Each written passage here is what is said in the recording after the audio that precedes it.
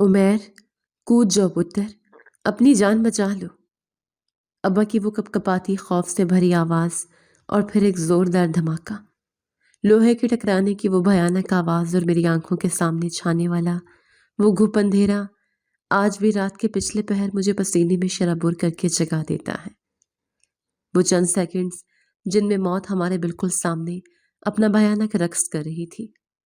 उन्होंने मेरी हंसती खेलती और पुरसुकून जिंदगी को एक ऐसे अंधे कुएं में धकेल दिया जिसका मैंने कभी ख्वाब में भी तसव्वुर नहीं किया था।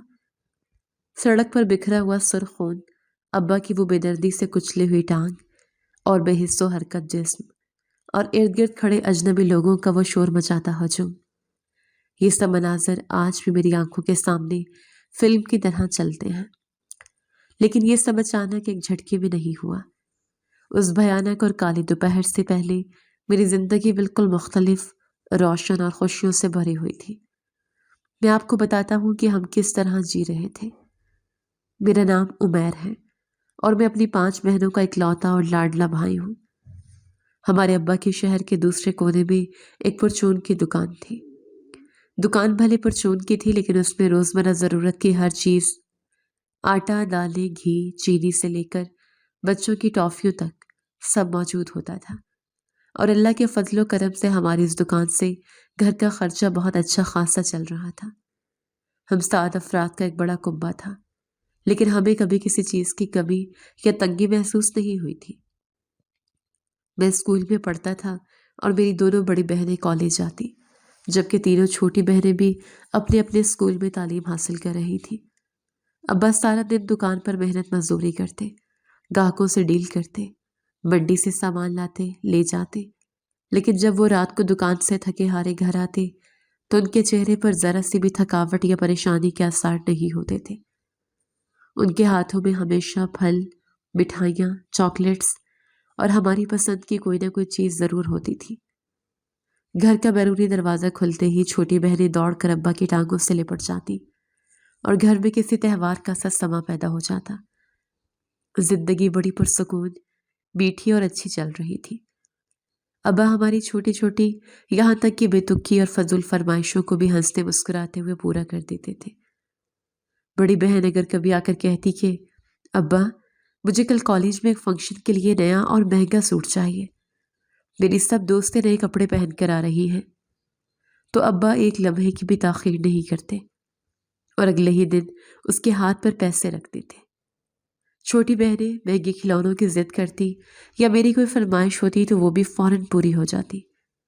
हमारे घर में कभी पैसों का रोना नहीं रोया गया था। हमारी अम्मा, जो कि एक इंतहाई सुलझी हुई, समझदार और दूरअंदेश औरत थी, वो अक्सर अब्बा की इस बेतहाशा लाड प्यार की आदत पर उन्हें टोकती रहती थी। वो किचन में काम करते हुए या रात को सोते वक्त अक्सर अब्बा से कहती, सुने जी, मेरी बात कान खोल कर सुन ले। आप इन बच्चों को, खास तौर पर बच्चियों को, इस तरह पैसे लुटाकर इतना सर पर ना चढ़ाएं। जिंदगी का और हालात का कोई भरोसा नहीं होता। हर वक्त इंसान के पास पैसा नहीं होता। मुश्किल वक्त आ गया तो फिर उन्हें बहुत ज्यादा महसूस होगा। जब उनकी ये बड़ी बड़ी ख्वाहिशात पूरी नहीं होंगी, उन्हें अभी से थोड़ा सब्र करना भी सिखाएं, ताकि कल को जमाने के धक्के बर्दाश्त कर सके। अम्मा की बात में बहुत वजन होता था। उनकी बातों में जमाने का तजर्बा झलकता था, लेकिन अब्बा हमेशा कहका लगाकर बात को टाल देते। वो अम्मा से निहायत शफकत से कहते, अरे नेकबख्त, तुम क्यों बिला वजह मुस्तकबिल के देशों में घुलकर परेशान होती हो? अल्लाह की ज़ात से हमेशा अच्छी और नेक उम्मीद रखा करो। अल्लाह ने मुझे इन बच्चों के नसीब का दिया है और वही ज़ात सब बेहतर करने वाली है। जब तक मेरे ये हाथ पांव चल रहे हैं, मैं अपनी बच्चियों और अपने इकलौते उमैर को दुनिया की किसी चीज़ की कमी नहीं होने दूंगा। मेरी बेटियां शहजादियों की तरह पलेंगी। अम्मा ये सुनकर बेबसी से अपना सर हिला देती और कहती, अल्लाह आपका साया इन बच्चों पर हमेशा सलामत रखे। मैं ये नहीं कहती कि उन्हें कुछ ना दे, लेकिन बुरा वक्त कभी दरवाज़ा खटखटाकर या बताकर नहीं आता। कुछ पैसे बुरे वक्त के लिए बचा कर रखने चाहिए। आज आप कमा रहे हैं तो सब रिश्तेदार भी साथ हैं। कल को खुदा न खास्ता कोई आफत आ गई तो तुम्हारा अपना सगा भाई, वो चचा जिस पर तुम इतना मान करते हो, वो भी काम नहीं आएगा। दुनिया पैसे की दोस्त है। अब्बा मुस्कुरा कर नहायत इत्मीनान से जवाब देते, मेरा रब मुझ पर और मेरे ख़ानदान पर कोई बुरा वक्त नहीं लाएगा, तो बस अपने बच्चों की खुशियों में खुश रहना सीखो और शुक्र अदा करो। ये मुकालमा हमारे घर में लगभग हर दूसरे या तीसरे दिन ज़रूर होता था। हम सब बहन भाई हमेशा अब्बा की साइड लेते और अम्मा को अकेला कर देते। हमें क्या मालूम था कि अम्मा के वो डर और वो अल्फाज कितनी जल्दी एक भयानक हकीकत बनकर हमारे सामने खड़े होने वाले हैं। और वो बुरा वक्त जिसका अम्मा जिक्र करती थी वो हमारे सरों पर मंडला रहा है। लेकिन वो सियाने कहते हैं ना कि दिल में अगर कोई खटका हो, कोई अनजाना सा खौफ हो, तो बसा औकात वो बात बिल्कुल सच साबित हो जाती है। ऐसा ही कुछ हौलनाक वाकया हमारे साथ भी पेश आया। अब्बा की परचून की दुकान चूंकि हमारे घर से काफ़ी दूर थी, तकरीबन शहर के दूसरे सिरे पर, इसलिए अब्बा बाइक पर ही आते जाते थे। दुकान का छोटा मोटा सामान लाने के लिए भी वही पुरानी बाइक इस्तेमाल होती थी। उस मनहूस दिन इतवार की छुट्टी होने की वजह से मैं भी सुबह सवेरे अब्बा के साथ दुकान पर गया हुआ था। हम दोनों बाप बेटा दुकान पर बैठे ग्राहकों को सौदा सल्फ दे रहे थे और आपस में हंसी मजाक चल रहा था। अब्बा मुझे दुकान का हिसाब किताब सिखा रहे थे। मैं अब्बा से कह रहा था, अब्बा मैं जल्दी से बड़ा हो जाऊं, फिर ये दुकान मैं खुद संभालूंगा और आप घर आराम किया करेंगे। अब्बा हंसकर मेरी पीठ थपथपा रहे थे कि अचानक अब्बा के मोबाइल फ़ोन की तेज़ घंटी बजी। अब्बा ने फ़ोन कान से लगाया तो दूसरी तरफ मेरी बड़ी बहन की ज़ारों कतार रोती हुई और घबराई हुई आवाज़ थी, अब्बा जल्दी से घर आ जाए, अब्बा की तबीयत बहुत ज़्यादा ख़राब हो गई है, वो बेहोश हो रही है, उनका ब्लड प्रेशर शूट कर गया है और वो सीने को पकड़कर तड़प रही है, उन्हें फ़ौरन डॉक्टर के पास लेकर जाना है, जल्दी पहुंचिए अब्बा। बहन के ये अल्फाज सुनते ही अब्बा के हाथ से गाहक को दिया जाने वाला दालों का शॉपर नीचे गिर गया। अब्बा अम्मा से बेइंतहा मोहब्बत करते थे, उनकी ज़रा सी तकलीफ पर तड़प उठते थे। अब्बा ने बगैर कोई एक लम्हा भी ज़ाया किए दुकान पर खड़े ग्राहकों से हाथ जोड़कर माजरत की, जल्दी जल्दी दुकान के शटर गिराए, कपकपाते हाथों से ताले लगाए और मुझे बाइक के पीछे बिठाकर तेजी से घर की तरफ चल दिए। रास्ते में अब्बा बार बार रूहानी आवाज़ में कह रहे थे, या अल्लाह मेरी बीवी की खैर, या अल्लाह मेरे बच्चों की माँ को कुछ ना हो, या अल्लाह मुझ पर रहम फरमा, मेरी बच्चियां घर में अकेली परेशान होंगी। अब्बा ने बाइक की रफ्तार मामूल से बहुत ज़्यादा रखी हुई थी, क्योंकि उन्हें अम्मा की फ़िक्र अंदर ही अंदर खाए जा रही थी और वो जल्द अज जल्द घर पहुंचकर अम्मा को अस्पताल ले जाना चाहते थे। और फिर वो चौराहा आया, वो बदकिस्मत चौराहा जो हमारी ज़िंदगियों की तमाम खुशियाँ और सुकून निगलने के लिए तैयार खड़ा था। हम मेन रोड पर थे कि सिग्नल तोड़ते हुए एक बेकाबू और तेज़ रफ्तार ट्रक बाईं तरफ से अंधाधुंध आया। इससे पहले कि अब्बा कुछ समझ पाते, बाइक को मोड़ पाते या ब्रेक लगा पाते, उन्होंने मुझे धक्का देते हुए बस इतनी ही चीख मारी, उमैर कूद जाओ पुत्र, अपनी जान बचा लो। और फिर वो जोरदार और दिल दहला देने वाला धमाका हो गया। उस देव हेकल ट्रक ने हमारी छोटी सी बाइक को सीधी और खौफनाक टक्कर मारी थी। मैं धक्के और टक्कर के जोर से हवा में उछलकर दूर कच्ची जमीन पर जा गिरा, जिसकी वजह से मुझे तो सिर्फ छोटी मोटी चोटें और खराशी आई, लेकिन मेरे अब्बा की टांग बाइक और ट्रक के भारी भरकम टायर के दरमियान मुकम्मल तौर पर कुचली गई थी। हड्डियां टूटने की वो आवाज़ मुझे आज भी सुनाई देती है। वो मंजर इतना खौफनाक और अजियतनाक था कि आज भी याद करूं तो मेरे जिस्म की रूह कांप जाती है और हाथ पांव ठंडे पड़ जाते हैं। सड़क पर हर तरफ खून ही खून बिखरा हुआ था, गोश्त के लोथड़े उड़ गए थे और अब्बा नाकाबिले बर्दाश्त डर से तड़पने के बाद बेहोश हो चुके थे। उस वक्त मेरे तो हवास ही काम नहीं कर रहे थे, मेरा दिमाग सुन्न हो चुका था। मुझे कुछ भी समझ नहीं आ रहा था कि ये कयामत हमारे हंसते बसते घर पर टूट पड़ी है। मैं जमीन पर पड़ा दहाड़े मार मार कर रो रहा था, अपने फटे हुए कपड़ों के साथ उठने की कोशिश कर रहा था और मुसलसल अब्बा को आवाज़ें दे रहा था कि अब्बा उठे, अम्मा के पास जाना है, अब्बा आंखें खोले। इर्द गिर्द लोगों और राहगीरों का एक बहुत बड़ा हजूम इकट्ठा हो गया। कुछ रहमदिल लोगों ने फौरन एम्बुलेंस को बुलवाया। अब्बा को बड़ी मुश्किल से नहाते एहतियात से सहारा देकर उठाया। खून को रोकने की नाकाम कोशिश की और हम खून में लथपथ सायरन बजाते एम्बुलेंस में अस्पताल की तरफ पागलों की तरह दौड़ रहे थे। एम्बुलेंस के अमले का आदमी मुसलसल कह रहा था कि बेटा हौसला रखो, ان کا بہت خون بہہ گیا ہے، ہم جلدی ہسپتال پہنچنے کی کوشش کر رہے ہیں۔ جبکہ دوسری طرف گھر میں اماں موت و حیات کی کشمکش میں مبتلا تھی اور بہنیں اکیلی رو رہی تھی۔ وہ سسپینس، وہ بے چینی اور وہ خوف جو میں نے کہانی کے شروع میں بتایا تھا، اب وہ پوری طرح میری زندگی کا کڑوا سچ بن کر مجھ پر مسلط ہو چکا تھا، اور میرے دل کا ایک کونا مجھے چیخ چیخ کر بتا رہا تھا کہ اب ہماری زندگیاں، ہمارا وہ ہنستا کھیلتا گھر، ہماری وہ خوشیاں کبھی بھی پہلے جیسی نہیں ہو سکیں گی، اور ہمیں ایک بہت طویل اور کٹھن امتحان سے گزرنا ہوگا۔ ہسپتال کی راہداری میں خون اور دوائیوں کی وہ عجیب سی بو میرے دماغ کو سن کر رہی تھی۔ جب میں نے کانپتے ہاتھوں سے جیب سے ابا کا خون سے لت پت موبائل نکالا اور گھر کا نمبر ملایا، دوسری طرف میری بڑی بہن نے فون اٹھایا تو اس کی روتی ہوئی آواز سن کر میرا دل دھک سے رہ گیا۔ عمیر، تم اور ابا کہاں ہو؟ اماں کا بلڈ پریشر شوٹ کر گیا تھا، وہ بے ہوش ہو گئی تھی۔ ہم محلے والوں کی مدد سے اماں کو سرکاری ہسپتال لے کر آئے ہیں، وہ ایمرجنسی میں ہے، تم لوگ جلدی آؤ۔ بہن کی یہ بات سن کر میری آنکھوں کے سامنے اندھیرا چھا گیا۔ ایک طرف اماں موت و حیات کی کشمکش میں تھی اور دوسری طرف میرے سامنے اسٹریچر پر ابا بے حس و حرکت پڑے تھے، جن کی ٹانگ سے بہتا خون رکنے کا نام نہیں لے رہا تھا۔ میں نے اپنے آنسو کو زبردستی گلے میں اتارتے ہوئے جھوٹ بولا، باجی آپ ابا کا خیال رکھیں، ابا اور میں ذرا دکان کے ایک بہت ضروری کام میں پھنس گئے ہیں، ہم بس کچھ دیر تک آتے ہیں، آپ پریشان نہ ہو۔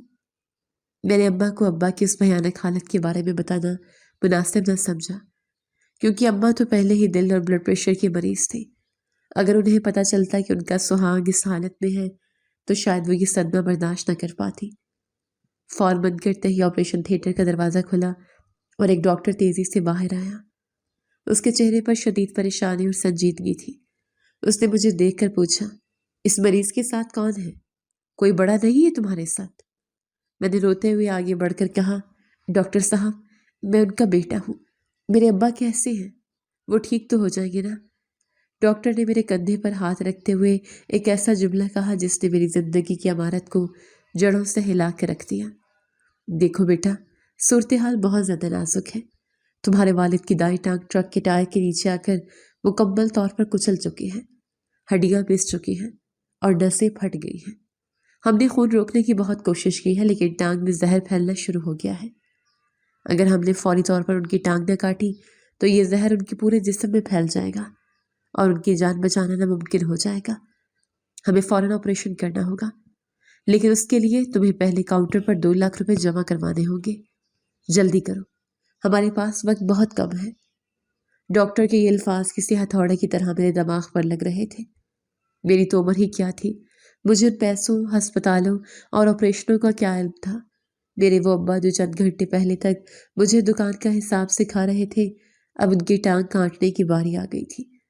میں نے روتے ہوئے اپنے چچا کو فون ملایا، چچا جان خدا را جلدی سے سٹی ہسپتال پہنچے، ابا کا بہت برا ایکسیڈنٹ ہو گیا ہے اور ڈاکٹر کہہ رہے ہیں کہ ان کی ٹانگ کاٹنی پڑے گی، جلدی آئے چچا جان۔ کچھ ہی دیر میں چچا ہسپتال پہنچے۔ ابا کی حالت دیکھ کر وہ بھی دھاڑے مار کر رونے لگے، لیکن جب ڈاکٹر نے پیسوں کا مطالبہ کیا تو چچا کے چہرے پر بے بسی چھا گئی۔ عمیر بیٹا، تم تو جانتے ہو میں ایک چھوٹی سی فیکٹری میں مزدور ہوں، میں جتنا کماتا ہوں اتنا ہی میرے بیوی بچوں کے کھانے پینے میں لگ جاتا ہے، میرے پاس تو ہسپتال کی پرچی کے پیسے نہیں ہیں، اتنی بڑی رقم میں کہاں سے لاؤں گا؟ میں نے روتے ہوئے کہا، چچا ابا کی دکان کے گلے میں کچھ پیسے ہوں گے، وہاں سے لے آئے۔ لیکن حقیقت یہ تھی کہ ابا روزانہ جتنا کماتے تھے وہ ہماری فرمائشیں پوری کرنے اور گھر کے خرچوں پر لگا دیتے تھے۔ دکان میں اتنی بڑی رقم موجود نہیں تھی۔ وقت تیزی سے گزر رہا تھا اور ابا کی حالت بگڑتی جا رہی تھی۔ اس مشکل وقت میں چچا نے ایک بہت بڑا اور کٹھن فیصلہ کیا، بیٹا تمہارے ابا کی جان سے بڑھ کر ہمارے لیے کچھ نہیں، میں جا کر دکان کا سودا کرتا ہوں، پرچون کی دکان بک جائے گی تو ہم علاج کروا لیں گے، جان ہے تو جہان ہے۔ چچا نے اسی وقت بازار کے ایک اور دکاندار سے اونے پونے داموں ہماری وہ دکان جو ہمارے رزق کا واحد سہارا تھی بیچ دی، وہ دکان جسے ہماری شہزادیوں جیسی زندگی چل رہی تھی چند گھنٹوں میں ہمارے ہاتھ سے نکل گئی۔ چچا نے پیسے لا کر ہسپتال جمع کروائے اور ابا کا وہ دردناک آپریشن شروع ہوا۔ کئی گھنٹوں کی اذیت کے بعد جب ابا کو ہوش آیا تو انہوں نے اپنی کٹی ہوئی ٹانگ کو دیکھ کر جو دل خراش چیخ ماری وہ آج بھی میرے کانوں میں گونجتی ہے۔ لیکن ہماری آزمائش یہاں ختم نہیں ہوئی تھی۔ قسمت کو ہمارا مزید امتحان لینا تھا۔ آپریشن کے چند دن بعد ہی ڈاکٹر نے دوبارہ بلایا اور انتہائی مایوسی سے بولی، ہمیں افسوس ہے، ٹانگ جتنی کاٹی تھی وہ کافی نہیں تھی۔ زخم میں انفیکشن بہت تیزی سے اوپر کی طرف پھیل گیا ہے۔ اگر ہم نے گھٹنے سے اوپر تک کی ٹانگ مزید نہ کاٹی تو مریض کی جان کو خطرہ ہے، ایک اور آپریشن کرنا پڑے گا۔ یہ سن کر ہم پر تو جیسے آسمان ہی ٹوٹ پڑا۔ میرے ابا جو ایک مضبوط اور توانا انسان تھے، انہیں دوبارہ اس اذیت ناک عمل سے گزرنا پڑا۔ ابا کا دوسرا آپریشن ہوا اور وہ پورا 1 مہینہ ہسپتال کے اس سرد بستر پر پڑے رہے۔ اس 1 مہینے نے ہماری زندگیوں کا نقشہ ہی بدل کے رکھ دیا تھا۔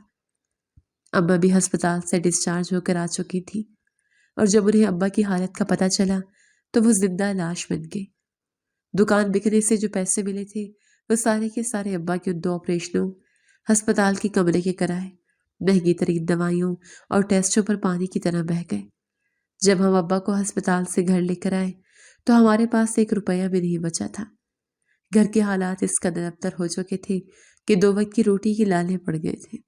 بڑی بہنوں نے کالج جانا چھوڑ دیا، چھوٹی بہنیں اسکول سے اٹھا لی گئیں، اور سب سے بڑی مصیبت یہ تھی کہ ڈاکٹرز نے ابا کو گھر بھیجتے وقت دوائیوں کا ایک لمبا چوڑا پرچہ تھمایا تھا اور سختی سے ہدایت کی تھی کہ یہ دوائیاں 1 دن بھی نہیں چھوٹنی چاہیے، ورنہ زخم دوبارہ خراب ہو جائے گا اور درد ناقابل برداشت ہوگا۔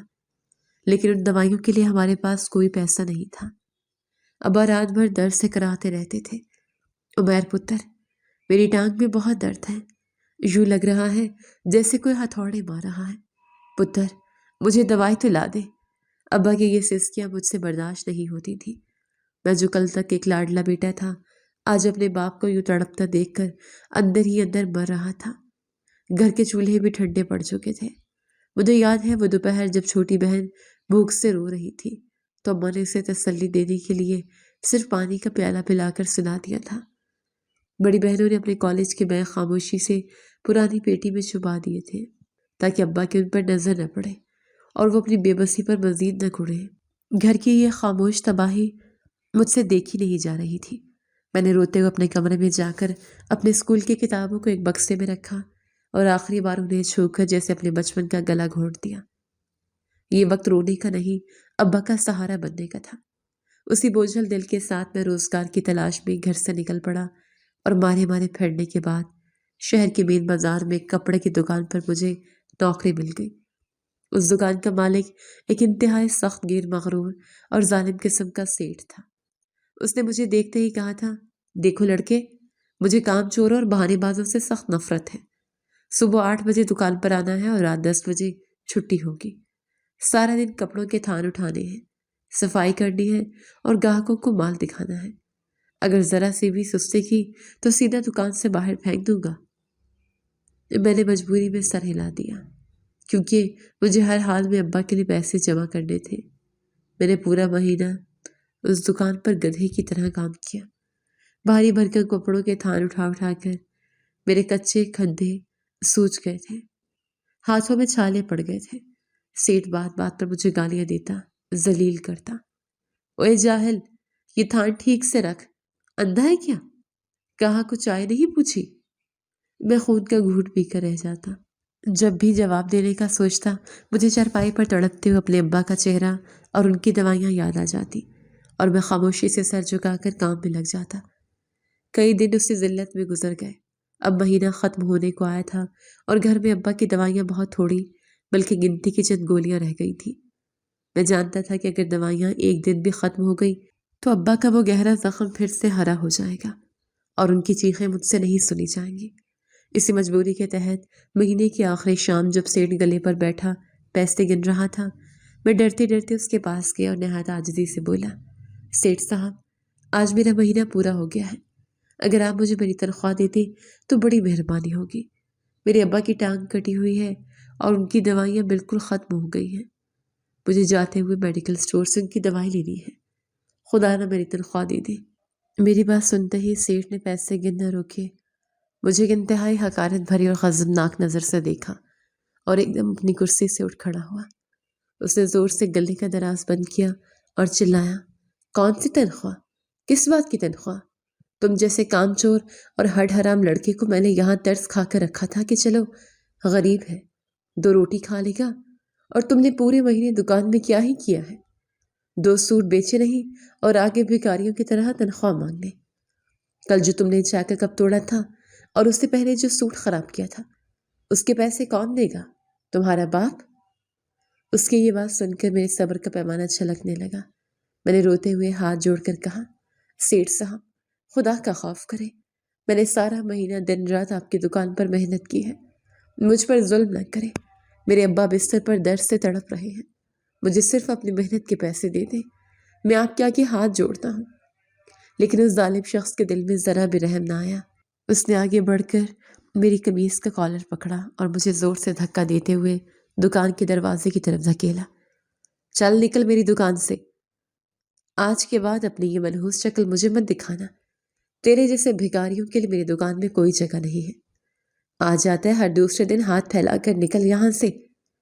اس نے مجھے اتنی زور سے دھکا دیا کہ میں دکان کے باہر سڑک پر منہ کے بل جا گرا۔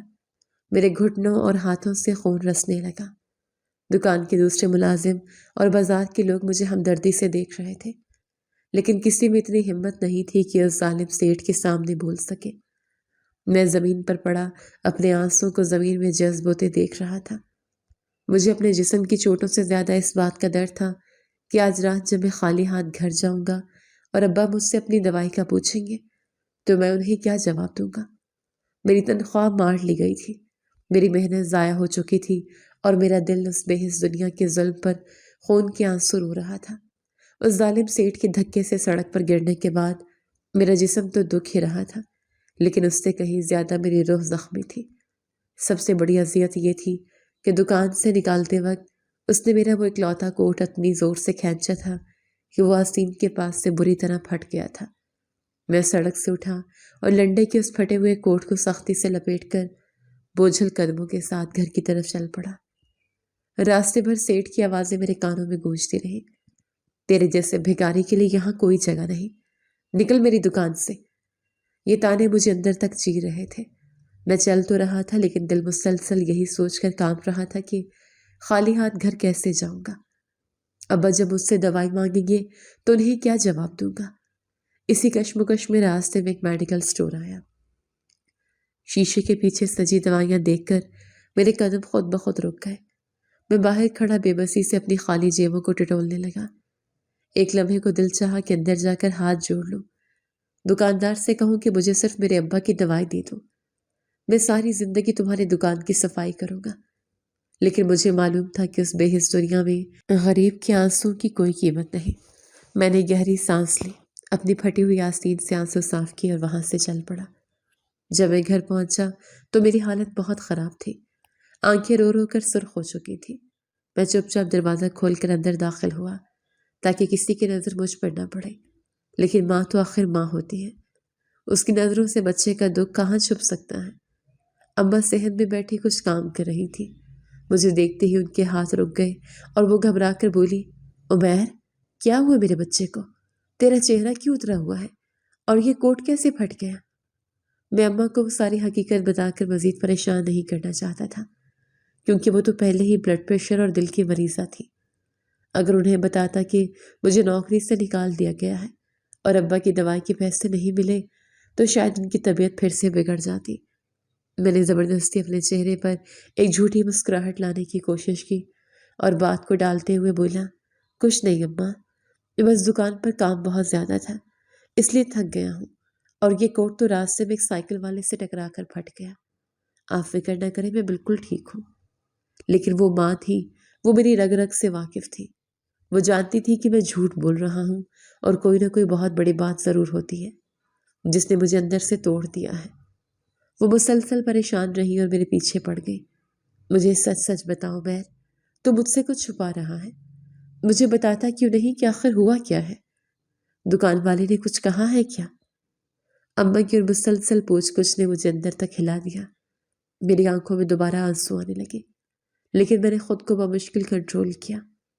ابا کو بھی اندر کمرے سے اماں کی اونچی آواز اور میری خاموشی کی بھنک پڑ گئی تھی۔ وہ اپنی چرپائی سے ہی پکارنے لگے، عمیر پتر، کیا بات ہے؟ تیری اماں کیا پوچھ رہی ہے اور تو جواب کیوں نہیں دے رہا؟ ادھر آ میرے پاس، مجھے بتا کس نے تجھے کچھ کہا ہے؟ میں نے جلدی سے آنسو صاف کیے اور اندر جا کر ابا سے بولا، کچھ نہیں ابا جان، آپ تو خام خواہ پریشان ہو رہے ہیں، بس تھکاوٹ کی وجہ سے سر میں ہلکا سا درد ہے، میں ذرا اپنے کمرے میں جا کر آرام کر لوں، پھر آپ کے پاس آتا ہوں، آپ کو دوائی بھی تو دینی ہے۔ یہ بہانہ بنا کر میں تیزی سے اپنے چھوٹے سے کمرے میں گھس گیا اور اندر سے کنڈی لگا لی تاکہ کوئی اور مجھ سے سوال نہ کر سکے۔ کمرے میں آ کر میں سیدھا چرپائی پر گرا اور پھوٹ پھوٹ کر رونے لگا، اپنے حالات پر، اپنی بے بسی پر اور اس ظالم معاشرے پر۔ کچھ دیر بعد جب میرے آنسو تھمے تو مجھے اپنا وہ پھٹا ہوا لنڈے کا کوٹ یاد آیا۔ سردی بہت زیادہ تھی اور میرے پاس اس کوٹ کے علاوہ پہننے کے لیے کچھ اور مناسب نہیں تھا۔ اگر یہ بھی نہ سیا تو کل باہر کیسے جاؤں گا؟ یہی سوچ کر میں نے کوٹ اتارا، اماں کی سلائی مشین والے ڈبے سے سوئی دھاگا نکالا اور اس کی پھٹی ہوئی آستین کو سینے بیٹھ گیا۔ سوئی میں دھاگا ڈال کر میں نے جیسے ہی کوٹ کے اندرونی حصے پر پہلا ٹانکا لگایا، میری انگلیاں کوٹ کی موٹی تہہ کے اندر کسی سخت اور ابھری ہوئی چیز سے ٹکرائی۔ میں نے حیرت سے اس جگہ کو دبایا، وہاں واقعی کوئی چیز موجود تھی۔ میں نے غور سے دیکھا تو مجھے محسوس ہوا کہ اس کوٹ کے اندرونی طرف جہاں استر لگا ہوتا ہے وہاں ایک نہایت ہی خفیہ چھوٹی سی جیب بنی ہوئی تھی جسے بہت صفائی سے سیا گیا تھا تاکہ کسی کو اس کا شک تک نہ گزرے۔ میرا دل تیزی سے دھڑکنے لگا۔ اس خفیہ جیب کو دیکھ کر میری حیرت میں اضافہ ہو گیا کہ آخر اس لنڈے کے کوٹ میں اتنی چھپی ہوئی جیب کیوں بنائی گئی ہے۔ میں نے جلدی سے سوئی کی مدد سے اس خفیہ جیب کے ٹانکے ادھیڑے اور اپنی 2 انگلیاں اس کے اندر ڈالیں۔ جیسے ہی میری انگلیاں اندر گئیں مجھے ایک چھوٹی، سخت اور گول سی چیز محسوس ہوئی۔ میں نے دھڑکتے دل کے ساتھ اس چیز کو باہر نکالا تو میری آنکھیں کھلی کی کھلی رہ گئی۔ میں تو ہکا بکا رہ گیا۔ وہ کوئی عام چیز نہیں تھی بلکہ ایک چھوٹا سا انتہائی عجیب اور چمکدار پتھر تھا جو ہلکی سی روشنی میں بھی عجیب سے رنگ بکھیر رہا تھا۔ میں نے اس پتھر کو اپنی ہتھیلی پر رکھا اور پریشان دل کے ساتھ میرے چہرے پر ایک عجیب سی مسکراہٹ اور الجھن پھیل گئی۔ میں نے خود کلامی کرتے ہوئے طنزی انداز میں بولا، واہ رے قسمت، کسی پاگل نے اس پرانے اور گھسے پٹے کوٹ کی خفیہ جیب میں ایک معمولی سا پتھر اتنا سنبھال کر رکھا ہوا تھا جیسے کوئی بہت بڑا خزانہ ہو۔ شاید کسی بچے نے کھیلتے ہوئے ڈال دیا ہوگا۔ میں نے اس پتھر کو زیادہ اہمیت نہیں دی کیونکہ اس وقت میرے دماغ پر ابا کی دوائی اور کل کے راشن کا بوجھ سوار تھا۔ میں نے سوچا کہ اسے باہر پھینک دوں، لیکن پھر نہ جانے میرے دل میں کیا آئی۔ میں نے اس چھوٹے سے عجیب پتھر کو اٹھایا اور اس کمرے سے باہر نکل کر ابا کی دوائیوں والے اس پرانے ڈبے میں ڈال دیا جو ان کی چرپائی کے پاس رکھا رہتا تھا۔ مجھے بالکل بھی اندازہ نہیں تھا کہ لنڈے کے اس پھٹے پرانے کوٹ سے ملنے والا یہ بظاہر معمولی سا پتھر جس پر میں بھی ہنس رہا تھا میری اور میرے خاندان کے اندھیروں میں ڈوبی ہوئی زندگی میں کیا طوفان لانے والا ہے، اور اس کے اندر کیا راز چھپا ہے، وہ راز جس نے چند ہی گھنٹوں بعد میرے ہوش اڑا دینے تھے۔ رات کا پچھلا پہر تھا اور میری آنکھوں سے نیند کوسوں دور جا چکی تھی۔ بستر پر کروٹیں بدل بدل کر میرا پورا جسم دکھنے لگا تھا، لیکن دماغ میں چلنے والی سوچوں کی آندھی کسی طور تھمنے کا نام نہیں لے رہی تھی۔ میرے ذہن میں بار بار بس ایک ہی خوف ہتھوڑے کی طرح بج رہا تھا کہ ابا کی دوائی صرف صبح کے وقت تک کی رہ گئی ہے۔ اگر کل دوپہر تک ابا کو نئی دوائی نہ ملی تو کیا ہوگا؟ یہ سوچ ہی میری جان نکالنے کے لیے کافی تھی کہ اگر دوائی کا ناغہ ہو گیا تو ابا کا وہ کٹا ہوا زخم پھر سے ہرا ہو سکتا ہے۔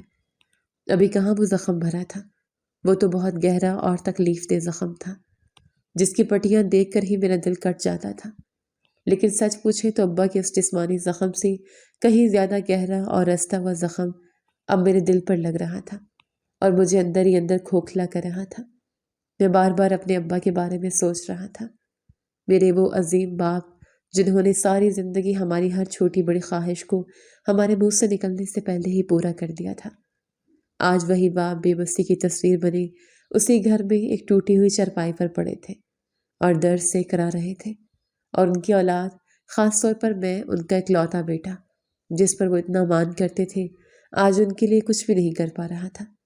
یہ احساس مجھے کسی مجرم کی طرح کٹہرے میں کھڑا کر رہا تھا کہ میں کتنا بے بس اور ناکام بیٹا ہوں جو اپنے باپ کی درد کی گولیاں تک نہیں لا سکا، اسی بے چینی میں میری بڑی بہن دبے قدموں میرے کمرے میں آئی۔ وہ بھی جاگ رہی تھی اور میری پریشانی بھانپ چکی تھی۔ اس نے میرے کندھے پر ہاتھ رکھا اور سرگوشی میں بولی، عمیر، تو سویا نہیں ابھی تک؟ کیا بات ہے میرے بھائی، مجھے بتا دے، ہم سب بہرے بھی پریشان ہیں۔ ہم جانتی ہیں کہ تیری اس پریشانی اور اس خاموشی کی کوئی نہ کوئی بڑی وجہ تو ضرور ہے۔ تو نے آج کھانا بھی نہیں کھایا اور شام سے یوں گمسم بیٹھا ہے جیسے کوئی بہت بڑا پہاڑ ٹوٹ پڑا ہو۔ دکان والے نے تنخواہ نہیں دی؟ میں نے اپنی بہن کی طرف دیکھا اور اس کی آنکھوں میں آنسو تیر رہے تھے۔ میرا دل چاہا کہ اس کے گلے لگ کر دھاڑے مار مار کروں اور اسے سب سچ بتا دوں کہ ہاں باجی، اس ظالم سیٹھ نے مجھے دھکے مار کر نکال دیا ہے اور ابا کی دوائی کے لیے میرے پاس ایک پھوٹی کوڑی بھی نہیں ہے۔ لیکن میں نے اپنے آنسو کو زبردستی گلے میں اتارا اور ایک چھوٹی مسکان ہونٹوں پر سجا کر بولا، ارے نہیں باجی، ایسی کوئی بات نہیں ہے، آپ خواہ پریشان ہو رہی ہیں۔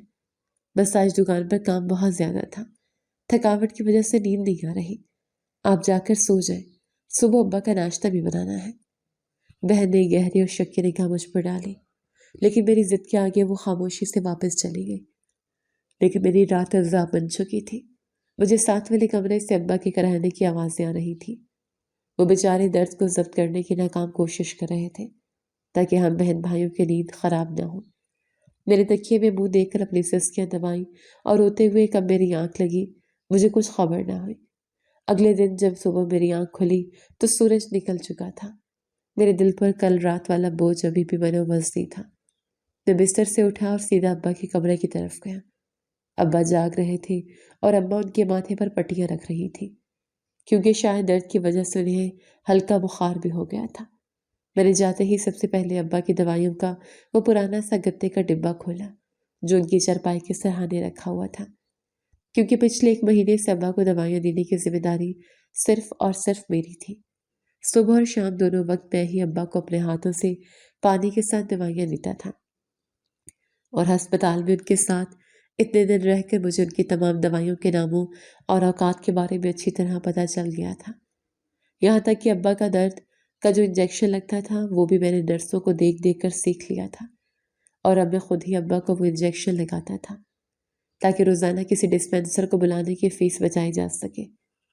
میرے ہاتھ کانپ رہے تھے جب میں نے اس ڈبے کا ڈھکن ہٹایا۔ ڈبے کے اندر کا منظر میری غریبی اور بے بسی کا منہ چڑھا رہا تھا۔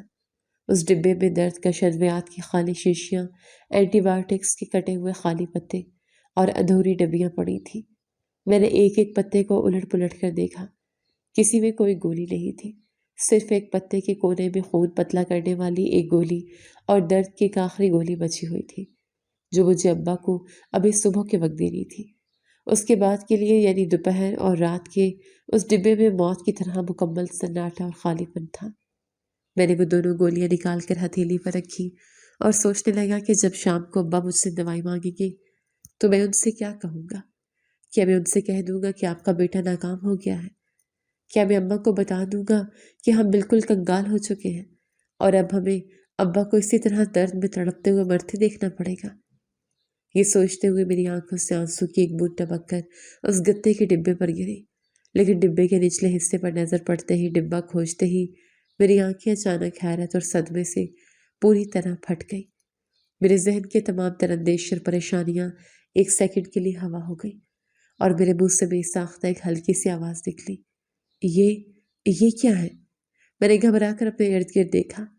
اماں ابا کی طرف کمر کر کے بیٹھی تھی اور ابا کی آنکھیں درد کی وجہ سے بند تھی۔ میں نے دوبارہ ڈبے کے اندر اس کونے کی طرف دیکھا، وہ پتھر، جی ہاں وہ چھوٹا سا عجیب پتھر جو میں نے رات کو اپنے اس لنڈے والے پھٹے ہوئے کوٹ کی خفیہ جیب سے نکال کر انتہائی لاپرواہی سے اس دوائیوں والے ڈبے میں پھینک دیا تھا۔ وہ اس وقت اس گتے کے ڈبے کے اندھیرے میں کسی بلب کی طرح چمک رہا تھا۔ یہ کوئی معمولی چمک نہیں تھی، بلکہ وہ ایسے چمک رہا تھا جیسے کوئی بہت ہی نایاب، پراسرار اور قیمتی چیز ہو جس کے اندر سے خود بخود روشنی پھوٹ رہی ہو۔ اس پتھر کی وہ مدھم اور رنگین سی چمک میری آنکھوں کو خیرہ کر رہی تھی۔ رات کو میں نے جب اسے کوٹ سے نکالا تھا تو کمرے کی کم روشنی میں وہ مجھے ایک عام سا اور بے وقت پتھر لگا تھا جس پر میں ہنسا بھی تھا، لیکن اب صبح کی اس روشنی میں ڈبے کے اس تاریک کونے میں وہ ایسے جگمگا رہا تھا جیسے وہ مجھے چیخ چیخ کر بلا رہا ہوں اور اپنی اہمیت کا احساس دلا رہا ہوں۔ میری سانسیں رکنے لگی، میرے دل کی دھڑکن اتنی تیز ہو گئی کہ مجھے لگا پسلیاں توڑ کر باہر آ جائے گا۔ میں نے اپنے کپکپاتے اور پسینے سے بھیگے ہوئے ہاتھوں کو آگے بڑھایا اور ڈرتے ڈرتے اس چمکتے ہوئے پتھر کو اپنی انگلیوں کے درمیان پکڑا۔ اس کو چھوتے ہی مجھے ایک عجیب سی ٹھنڈک کا احساس ہوا۔ میں نے اسے ڈبے سے باہر نکال کر اپنی ہتھیلی پر رکھا۔ یہ سب کیا تھا؟ مجھے کچھ بھی سمجھ نہیں آ رہا تھا۔ میرا دماغ کام کرنا چھوڑ گیا تھا۔ وہ پتھر اب میری ہتھیلی پر پڑا تھا اور اس کے اندر سے ہلکی ہلکی شعائیں نکل رہی تھی۔ یہ بالکل ویسا ہی منظر تھا جیسے میں نے اکثر فلموں یا کہانیوں میں کسی جادوئی اور قیمتی چیز کے بارے میں سنا تھا، لیکن یہ کوئی کہانی نہیں تھی، یہ میری حقیقی زندگی تھی، اور میں ایک پھٹے پرانے کپڑوں میں ملبوس بے روزگار اور لاچار لڑکا تھا جس کے باپ کی کٹی ہوئی ٹانگ کی دوائی کے لیے پیسے نہیں تھے۔ پھر یہ قیمتی چیز، یہ پراسرار اور چمکتا ہوا ہیرا اس لنڈے کے کوٹ میں کہاں سے آ گیا اور اس غریب خانے میں کیسے پہنچ گیا؟ میں دم ساتھ اس حیرت انگیز منظر کو دیکھ رہا تھا اور مجھے سمجھ نہیں آ رہا تھا کہ میں خوشی سے چیخوں، ڈر کر اسے پھینک دوں یا اماں ابا کو دکھاؤں۔ ایک لمحے کے لیے تو میں بھول ہی گیا تھا کہ مجھے ابا کو دوائی بھی دینی ہے۔ میرا سارا دھیان اس پراسرار اور قیمتی پتھر میں اٹک کر رہ گیا تھا، جو میری قسمت کے بند دروازے کی وہ چابی لگا جسے قدرت نے میرے اس پھٹے پرانے کوٹ کے ذریعے مجھ تک پہنچایا تھا۔ میں نے اسے چمکتے ہوئے پتھر کو فوراً اپنی جیب کی گہرائی میں چھپا دیا، کیونکہ ابا کے کراہنے کی آواز تیز ہو رہی تھی اور میں نہیں چاہتا تھا کہ اس وقت کوئی بھی اس ہیرے کو دیکھے۔ میں نے پانی کا گلاس بھرا اور ڈبے میں موجود وہ آخری درد کی گولی نکال کر ابا کے پاس گیا اور بولا کہ ابا جان، یہ لے دوائی کھا لیں، اس سے آپ کا درد کم ہو جائے گا۔ میں نے ابا کو سہارا دے کر اٹھایا تو انہوں نے میرے ہاتھ سے گولی لی اور پانی کے ساتھ نگلتے ہوئے انتہائی کمزور آواز میں مجھ سے پوچھا کہ عمیر پتر، تو سارا دن میرے پاس بیٹھا رہتا ہے، دکان پر نہیں جاتا، اور تیرا چہرہ کیوں اترا ہوا ہے؟ مجھے سچ بتا، کیا دکان والے نے تجھے تیری محنت کے پیسے نہیں دیے؟ اگر ایسا ہے تو تو پریشان نہ ہو، میرا اللہ کوئی نہ کوئی راستہ ضرور نکال دے گا۔ تو اس طرح اپنا دل چھوٹا نہ کر، مجھ سے تیری یہ اداسی برداشت نہیں ہوتی۔ میں نے زبردستی مسکراتے ہوئے جھوٹ بولا کہ ارے نہیں ابا، آپ بس وہم کر رہے ہیں، دکان والے نے مجھے کچھ دن کی چھٹی دی ہے تاکہ میں آپ کی دیکھ بھال کر سکوں، اور اس نے کہا ہے کہ وہ جلدی پیسے دے دے گا، آپ بس آرام کریں، میں ابھی بازار سے آپ کی باقی دوائیاں لے کر آتا ہوں۔ ابا نے گہری سانس لی اور بولے کہ بیٹا، زندگی میں کبھی بھی مشکل وقت آ جائے، حالات کتنے ہی خلاف کیوں نہ ہو جائے، گھبرانا نہیں، سچ اور ایمانداری کا دامن کبھی ہاتھ سے نہیں چھوڑنا، رزق کے حلال میں جو برکت ہے وہ دنیا کی کسی چیز میں نہیں۔ مجھے تجھ پر پورا بھروسہ ہے۔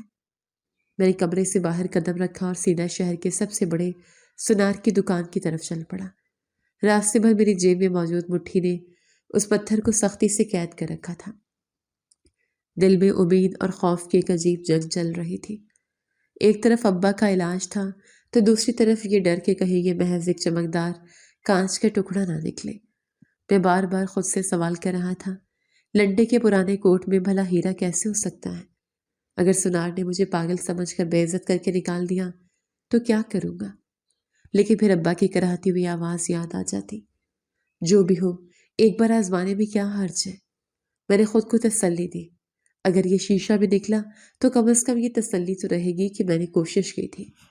اسی کشمکش اور تیز دھڑکتے دل کے ساتھ میں دکان کے اندر داخل ہوا، سیدھا کاؤنٹر کے پاس گیا اور سیٹ سے بولا کہ سیٹ صاحب، مجھے آپ کو کچھ دکھانا ہے اور یہ بہت قیمتی چیز ہے، مجھے یہ پتھر بیچنا ہے۔ آپ مجھے بتا سکتے ہیں کہ یہ کیا چیز ہے اور اس کی مجھے کیا قیمت مل سکتی ہے؟ سیٹ نے مجھے سر سے پیر تک دیکھا اور بولا کہ تمہارے پاس ایسا کیا قیمتی ہو سکتا ہے؟ جو بھی ہے جلدی دکھاؤ، میرے پاس فالتو وقت نہیں ہے۔ میں نے جیب سے وہ پتھر نکال کر کاؤنٹر پر رکھ دیا۔ سیٹ نے جلدی سے چشمہ لگایا اور اس پتھر کو نہایت احتیاط سے پکڑ کر باری باری ہر زاویے سے دیکھنے کے بعد بولا کہ لڑکے، یہ عام پتھر نہیں ہے، یہ ان ہیروں میں سے ہے جو انتہائی نایاب ہوتے ہیں، لیکن تم جیسے غریب لڑکے کے پاس یہ کیسے آیا؟ مجھے سچ سچ بتاؤ، کہیں تم نے اسے چوری تو نہیں کیا؟ کیونکہ اگر ایسا ہے تو میں یہ سودا نہیں کروں گا اور الٹا تمہیں پولیس کے حوالے کر دوں گا۔ میں نے اس کی آنکھوں میں آنکھیں ڈال کر جواب دیا کہ خدا کی قسم میں نے چوری نہیں کی، میں غریب ضرور ہوں لیکن چور نہیں ہوں۔ یہ مجھے لنڈے بازار سے خریدے ہوئے ایک پرانے کوٹ کے اندرونی خفیہ جیب سے ملا ہے۔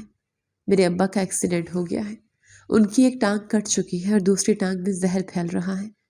میرے پاس ان کی دوائیوں اور علاج کے لیے 1 روپیہ نہیں ہے۔ ہم فاقوں پر آ گئے ہیں۔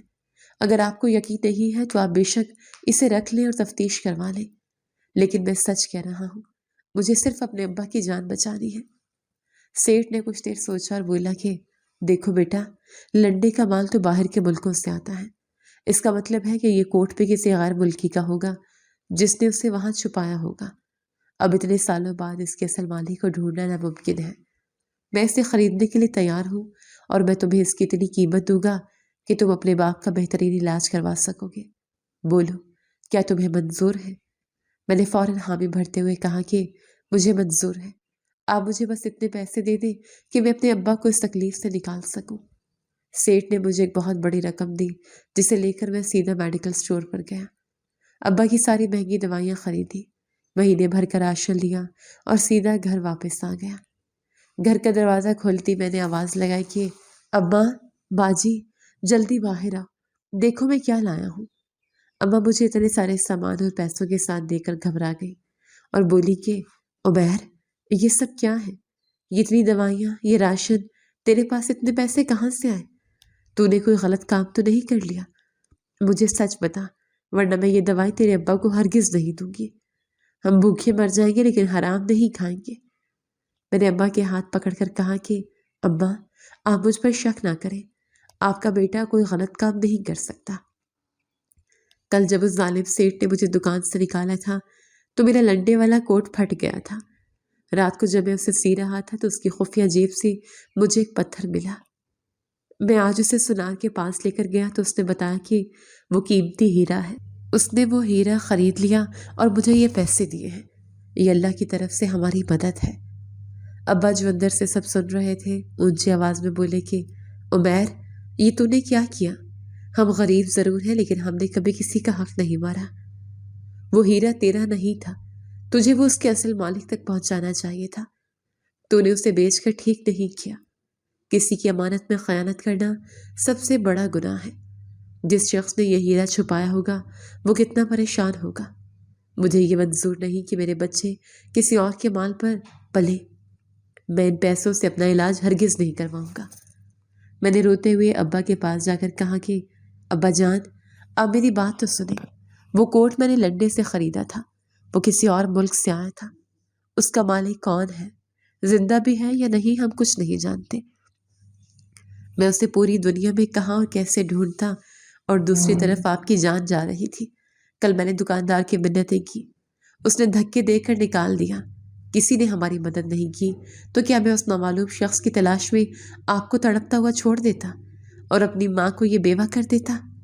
ابا جان، یہ کوئی چوری نہیں ہے، یہ اللہ کا وہ رزق ہے جو اس نے ہمارے مشکل وقت میں اس نامعلوم شخص کے کوٹ کے ذریعے ہم تک پہنچایا ہے۔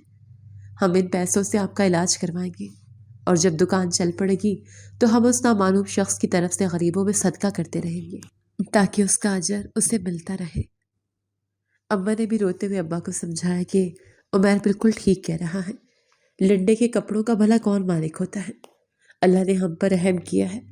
آپ ضد نہ کریں اور اپنا علاج شروع کروائیں۔ کافی بحث کے بعد ابا مان گئے، لیکن انہوں نے مجھ سے پکا وعدہ لیا کہ میں ہمیشہ غریبوں کی مدد کروں گا اور اس شخص کی طرف سے صدقہ کرتا رہوں گا۔ میں نے اسی وقت انہیں یقین دہانی کروائی اور اگلے ہی دن ہم نے ابا کو بڑے ہسپتال میں داخل کروا دیا، جہاں ڈاکٹروں کے علاج سے ابا کی ٹانگ کا انفیکشن ختم ہو گیا اور انہیں مصنوعی ٹانگ لگا دی گئی۔ ان پیسوں سے ہم نے بازار میں اپنی پرانی دکان دوبارہ خرید لی اور ابا اب دوبارہ خوشی خوشی دکان پر بیٹھتے ہیں۔ میری بہنوں کی تعلیم دوبارہ شروع ہو گئی ہے اور بڑی بہنوں کی شادیاں بھی ہو گئی ہیں۔ میں دکان کے کاؤنٹر پر بیٹھا اکثر سوچتا ہوں کہ وہ کوٹ نہ جانے کس کا تھا جس نے میری زندگی بدل دی، لیکن میں نے اپنی زندگی کا ایک ہی اصول بنا لیا ہے کہ میرے پاس جب بھی کوئی غریب یا ضرورت مند آتا ہے تو میں اسے کبھی خالی ہاتھ واپس نہیں جانے دیتا۔ اگر کسی کے پاس پیسے کم ہوں تو میں اس سے پیسے نہیں لیتا، کیونکہ میں جانتا ہوں کہ جب جیب خالی ہو تو دل کتنا بے بس ہوتا ہے۔ میں نے سیکھ لیا ہے کہ کبھی کسی کو اس کی غربت پر مت ٹھکراؤ، کیونکہ جس رب نے مجھے وہ پھٹا ہوا کوٹ پہنایا تھا، اسی رب نے مجھے اس کوٹ سے سب کچھ دے دیا۔ اور جب انسان پر مصیبت کے پہاڑ ٹوٹتے ہیں تو ہمیں مایوس نہیں ہونا چاہیے، کیونکہ بسا اوقات اسی اذیت اور اندھیرے کے عین بیچ میں قدرت نے انسان کا رزق اور نجات چھپا رکھی ہوتی ہے۔ میرا اور میرے خاندان کا رزق بھی تو اسی ظالم سیٹھ کے دھکے اور ایک پھٹے ہوئے کوٹ کی اذیت کے اندر ہی چھپا ہوا تھا، جس نے میری زندگی کو ہمیشہ کے لیے بدل دیا۔